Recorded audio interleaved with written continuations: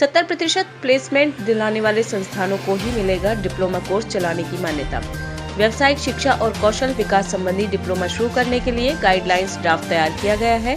3 वर्ष में 70% छात्रों को प्लेसमेंट दिलाने वाले संस्थानों को ही डिप्लोमा कोर्स चलाने की मान्यता आगे दी जाएगी।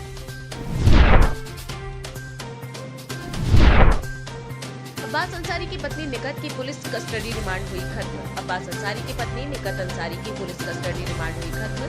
निकत अंसारी का कराया जाएगा मेडिकल टेस्ट। नगरीय प्राथमिक स्वास्थ्य केंद्र में होगा मेडिकल। जेल से निकत अंसारी को लेकर पुलिस हुई रवाना। सपा नेता जिला महासचिव फराज खान के घर छापा। पुलिस ने छापेमारी के दौरान पिता को किया गिरफ्तार। निकत का ड्राइवर 2 दिनों की पुलिस कस्टडी रिमांड पर।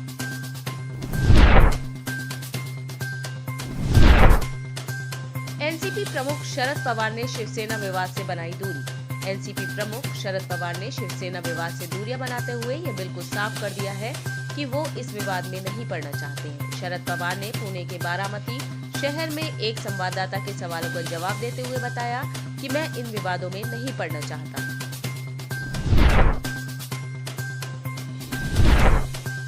एआईएम प्रमुख अजदुद्दीन ओवैसी के दिल्ली आवास पर हुआ हमला। एआईएम प्रमुख अजदुद्दीन ओवैसी के दिल्ली आवास पर कथित तौर पर हुआ हमला। दिल्ली पुलिस हमलावरों की जानकारी हासिल करने के लिए सीसीटीवी फुटेज खंगाल रही है। कानूनी कार्रवाई की जा रही है। कथित घटना के वक्त ओवैसी अपने आवास पर मौजूद नहीं थे।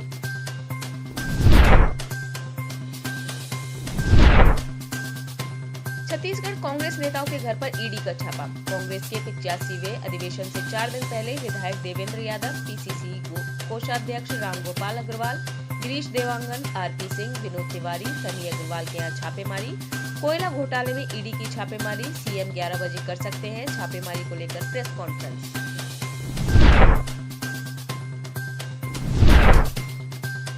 सीएम एकनाथ शिंदे शिवाजी महाराज की जयंती पर कार्यक्रम को पहुंचे आगरा फोर्ट। महाराष्ट्र के मुख्यमंत्री एकनाथ शिंदे पहुंचे आगरा किले में आयोजित कार्यक्रम में होंगे शामिल।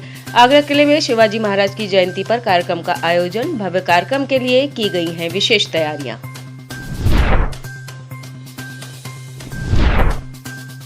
रामचरितमानस पर सपा का स्टंट खत्म, उतारे गए बोर्ड। धार्मिक मामलों पर टिप्पणी न करने की अखिलेश यादव और शिवपाल यादव के निर्देश के बाद सपा ऑफिस के सामने रामचरितमानस को लेकर लगाए गए बोर्ड हटाए गए। स्वामी प्रसाद मौर्य की टिप्पणी के सपोर्ट में तमाम नेताओं ने सपा कार्यालय के सामने बोर्ड लगाया था।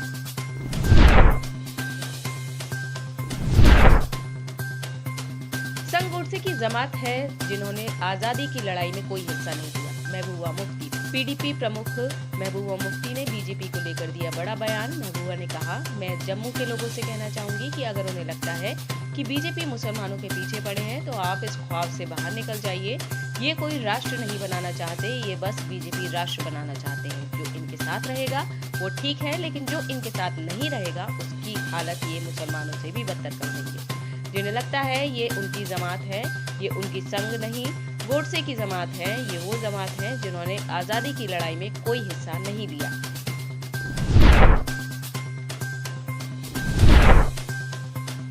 राजस्थान के जुनैद नासिर हत्या मामले में अजदुद्दीन ओवैसी ने दिया बयान।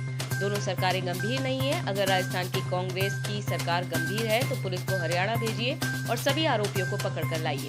अगर राजस्थान की सरकार सूचना मिलने के बाद बॉर्डर बंद कर देती तो आज जुनैद और नासिर जिंदा होते।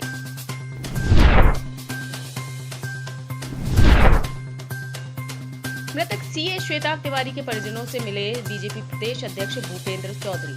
सीए श्वेताब तिवारी की हत्या के मामले में पीड़ित परिवार से मिले यूपी बीजेपी अध्यक्ष भूपेंद्र चौधरी। मृतक के परिजनों को भूपेंद्र चौधरी ने दी सांत्वना। बीजेपी नगर विधायक रितेश गुप्ता रहे मौजूद। मझोला के दिल्ली रोड पर मारी गई थी गोली।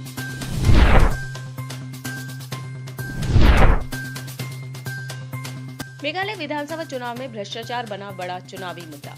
मेघालय विधानसभा चुनाव को लेकर सियासी हलचल तेज। इस बार एनपीपी को अपना किला बचाना है तो वहीं भाजपा, कांग्रेस और टीएमसी भी पूरी तैयारी से है।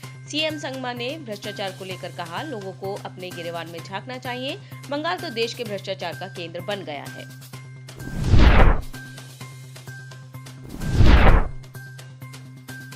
नई कृषि तकनीक को सीखने इजराइल गया भारतीय प्रतिनिधिमंडल लापता।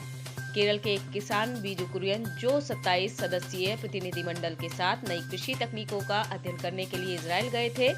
इजराइल से उनके लापता होने की सूचना मिली थी। कुरियन परिवार के सदस्यों ने रविवार के बाद बातचीत नहीं हुई है।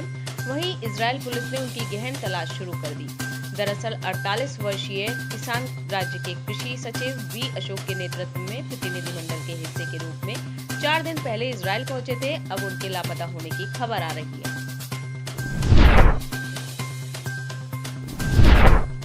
उत्तराखंड में रोजगार मेले का आयोजन। पीएम मोदी ने कहा कि हमें पुरानी धारणा बदलनी होगी कि पहाड़ का पानी और पहाड़ की जवानी पहाड़ के काम नहीं आती। वीडियो कॉन्फ्रेंसिंग के माध्यम से पीएम मोदी ने उत्तराखंड रोजगार मेले में नियुक्ति पत्र पाने वाले युवाओं को दी बधाई। पीएम मोदी ने युवाओं को संबोधित करते हुए कहा, उत्तराखंड के युवा और हमारी युवा पीढ़ी अपने गाँव लौटे। इसके लिए युवाओं के लिए रोजगार और स्वरोजगार के नए अवसर सृजित किए जा रहे हैं। मोदी ने कहा कि उत्तराखंड में इंफ्रास्ट्रक्चर के लिए काफी निवेश किया जा रहा है।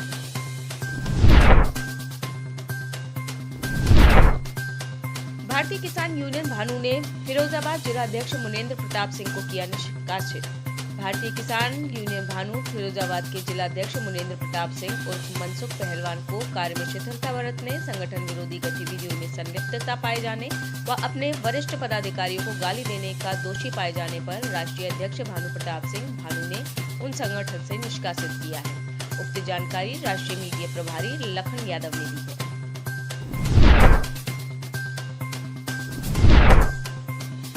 जर्मन चांसलर ओल्फ शोल्ज ने एस जयशंकर के बयान का किया समर्थन। भारतीय विदेश मंत्री एस जयशंकर ने पिछले वर्ष स्लोवाकिया में ग्रोवसेक ब्रातिस्लावा फोरम के 17वें संस्करण के दौरान रूस यूक्रेन युद्ध को लेकर भारत के रुख पर एक सवाल का जवाब देते हुए कहा था कि यूरोप को उस मानसिकता से बाहर निकलना होगा कि उसकी समस्याएं पूरी दुनिया की समस्याएं हैं, लेकिन दुनिया की समस्या यूरोप की समस्या नहीं है। दरअसल विदेश मंत्री के इस बयान को जर्मन चांसलर ओल्फ शोल्ज ने एक बार फिर उनके बयान को दोहराते हुए बयान का समर्थन किया।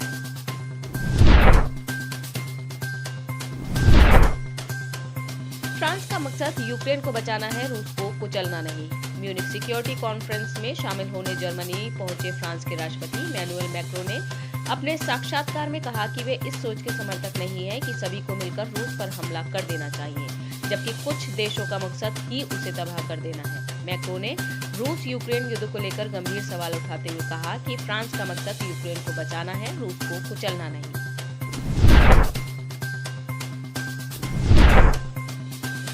ताइवान के 5 दिवसीय दौरे पर ताइपे पहुंचे अमेरिकी सांसदों का प्रतिनिधिमंडल। अमेरिकी चीन तनाव के बीच ताइवान पहुंचे यूएस सांसदों ने सोमवार को स्वशासित द्वीप की संसद के प्रमुख से की मुलाकात। प्रतिनिधिमंडल में कैलिफोर्निया के प्रतिनिधि रो खन्ना, टेक्सास के टोनी गोंजालेस, मैसाचुसेट्स के जैक ऑचिनक्लॉस और इलिनॉय के जोनाथन जैक्सन शामिल हैं। प्रतिनिधिमंडल राष्ट्रपति साई इंग वेन के साथ साथ व्यवसायियों से भी मिला। ताइवान सेमीकंडक्टर मैन्युफैक्चरिंग कंपनी के संस्थापक मॉरिस चोंग के साथ की बातचीत। चोंग को द्वीप के चिप उद्योग का जनक माना जाता है।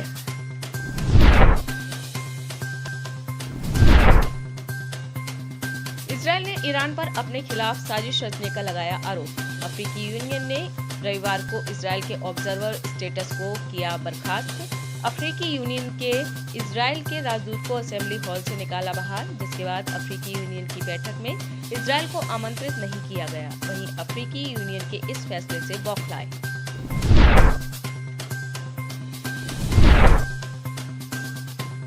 जंग के बीच अचानक राष्ट्रपति जो बाइडेन पहुंचे कीव। रूस और यूक्रेन युद्ध के बीच अचानक कीव दौरे पर पहुंचे बाइडेन ने सभी को चौंकाया। दोनों देशों के बीच जंग शुरू होने करीब 1 साल को है, लेकिन रूस अन्य देशों की ओर से दबाव डालने पर भी युद्ध बंद नहीं कर रहा है, जिसकी वजह से यूक्रेन पूरी तरह तबाह हो गया है। इसी बीच अमेरिकी राष्ट्रपति जो बाइडेन के अचानक कीव के दौरे ने सभी को चौंका दिया है। आप इस खबर के बारे में क्या सोचते हैं, हमें कमेंट सेक्शन में बताएं। साथ ही ब्रह्मास्त्र न्यूज को सब्सक्राइब और शेयर भी जरूर करें।